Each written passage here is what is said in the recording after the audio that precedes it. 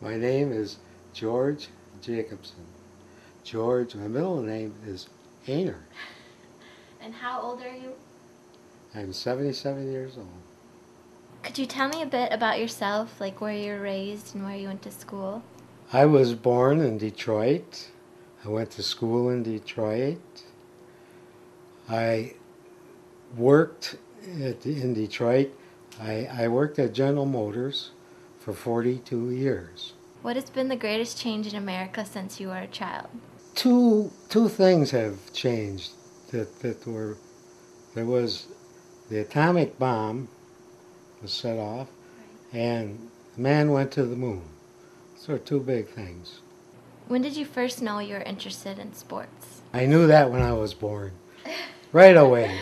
They used to call me, "Hey Georgie, come on out and play baseball." I was always into sports. Right from the word go. I never knew when I wasn't interested. But baseball was the biggest thing we did. Was that your favorite as a Yeah, kid? it was my favorite. Still is. And football, but that's what we played in our neighborhood.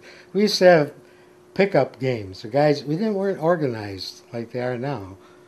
We'd have games where just neighborhoods and we'd play other neighborhoods get together and we'd have little teams, but just by ourselves, not organized. Who was the most important athlete when you were young?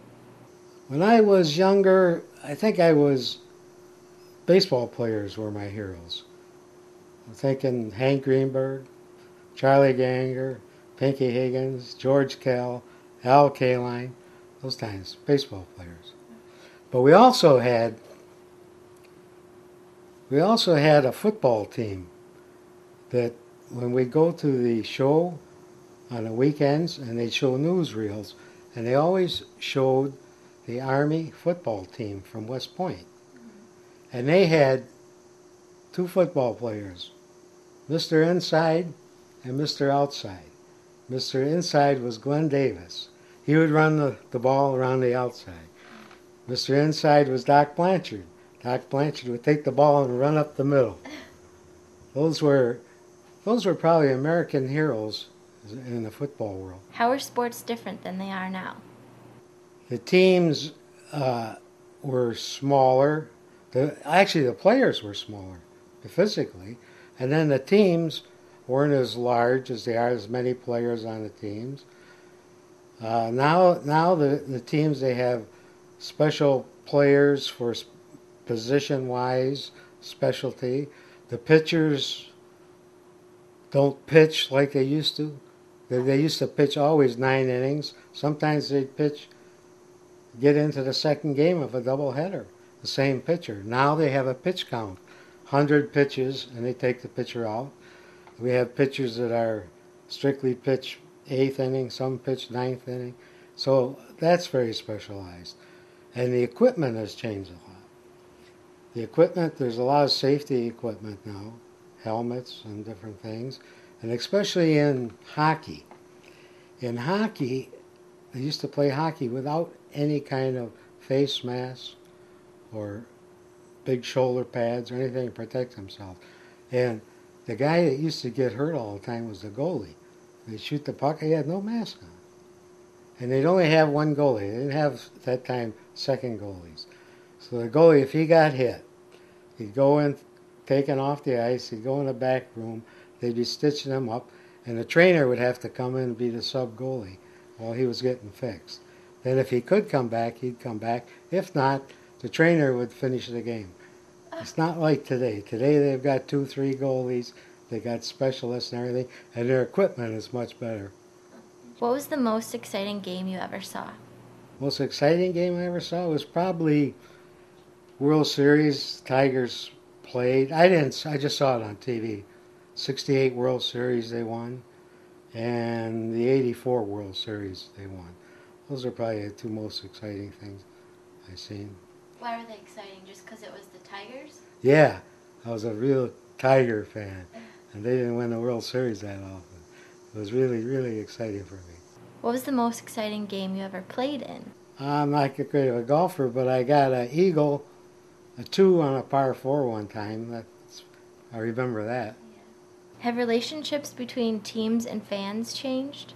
The relationship between the teams and the fans, I don't think that's changed too much. I think it was more or less up to the individual players. Some players, years ago too, would give autographs and talk to the fans, and other players walk away and didn't care and pay attention. It's kind of that way today, too. A lot of the players take to the fans, do things for them, and give autographs, and do a lot of charity work. Now that goes on now. Didn't used to that much.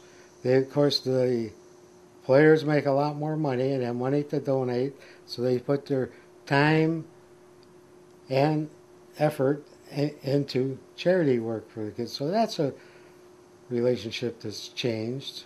How has money changed sports over time? Money is quite a big difference. Sports become a big business, and a lot of business people own sports, and the players have gotten tremendous salary. I remember Al Kaline was offered $100,000 to play baseball, and he turned it down because he said, "I'm not worth it." And today, players make multi-millions of dollars, and most of that money comes from the TV. TV makes it, and the sponsors on TV, which a lot of money's come from that to pay the salaries and wages, and the big market areas. Usually, the big market areas like New York, Chicago, Los Angeles have more money from TV revenues to pay the players. What do you think about the issue of race in sports?